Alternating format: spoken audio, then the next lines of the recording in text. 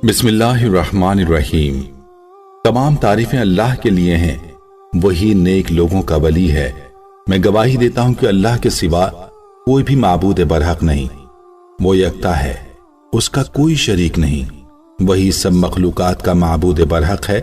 और मैं ये भी गवाही देता हूं कि हमारे नबी मोहम्मद सल्लल्लाहु अलैहि वसल्लम अल्लाह के बंदे और उसके रसूल हैं।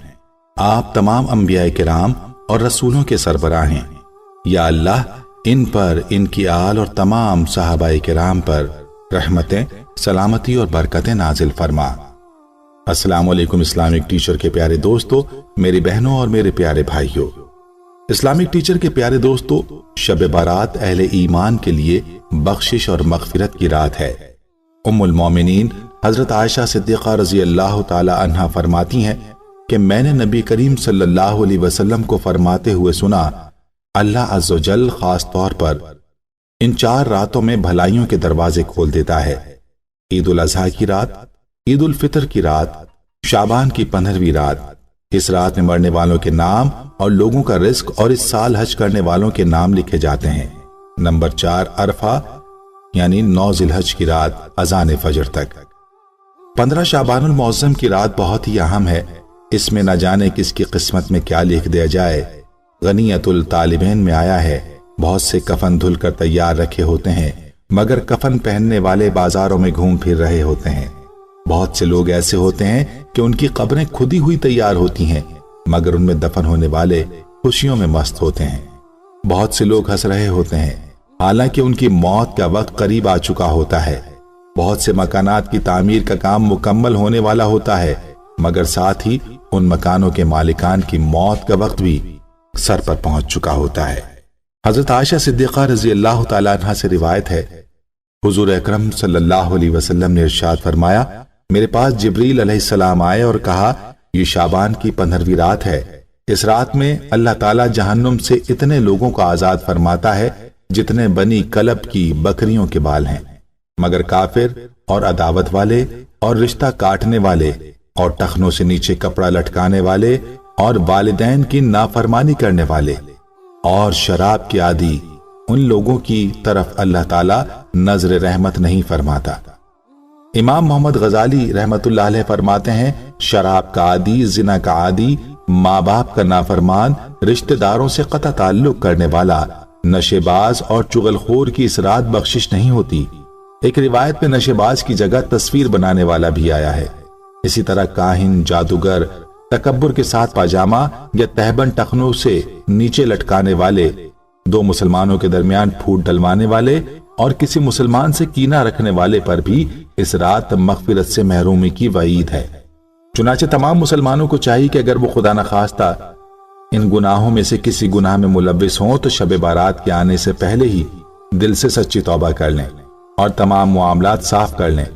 हजरत अली रजी अल्लाह ताला अन्हु से मरवी है कि नबी करीम सल्लल्लाहु अलैहि वसल्लम का फरमान अजीम है, जब 15 शाबान की रात आए तो इस रात में क़याम यानी इबादत करो और दिन में रोजे रखो। बेशक अल्लाह ताला गुरूब आफताब के बाद आसमान दुनिया पर खास तजल्ली फरमाता है और कहता है कोई मुझसे मग़फ़िरत तलब करने वाला कि मैं उसे बख्श दूं?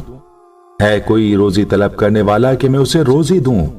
है कोई मुसीबत ज़दा कि उसे आफियत अता करूं? है कोई ऐसा?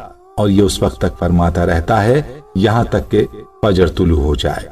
शब बारात में आमाल नामे तब्दील होते हैं, लिहाजा मुमकिन हो तो 14वीं शाबानुल मौज़्ज़म को भी रोजा रख लिया जाए ताकि आमाल नामे के आखिरी दिन भी रोजा हो।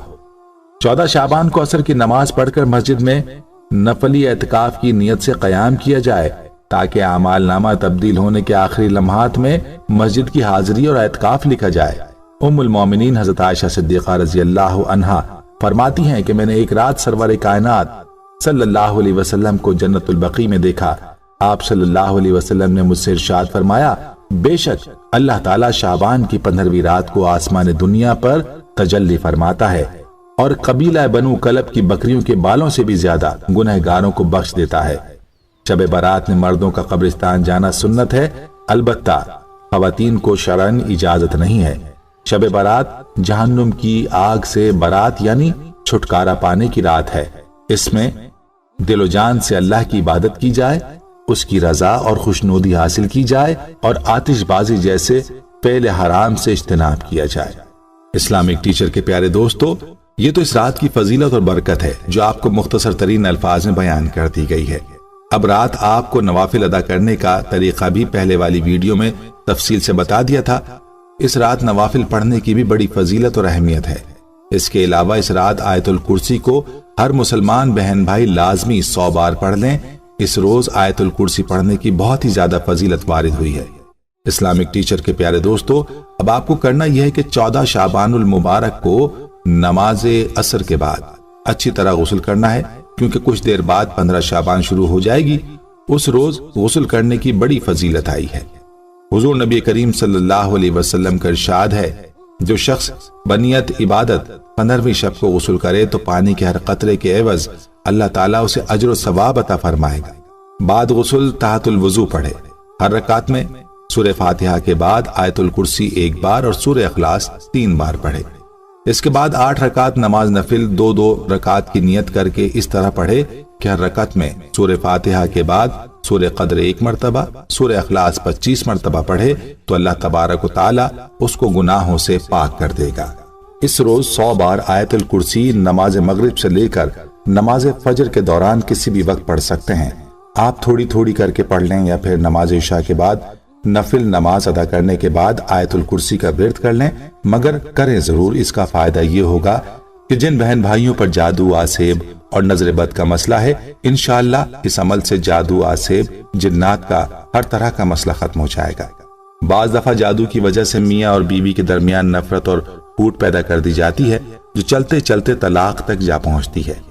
اگر دیکھیں کہ میاں اور بیوی بات بات پر لڑ پڑتے ہیں یا بلا وجہ ایک دوسرے پر نکتہ چینی اور اعتراض کی بوچھاڑ کرتے ہیں اور بعد میں سر پکڑ کے بیٹھ جاتے ہیں کہ ہم نے یہ کیا کیا، تو پانی سروں سے اونچا ہونے سے پہلے ہی آپ اس روز آیت الکرسی 100 بار پڑھ کر پانی پر دم کر دیں اور سب فیملی کو پلا دیں۔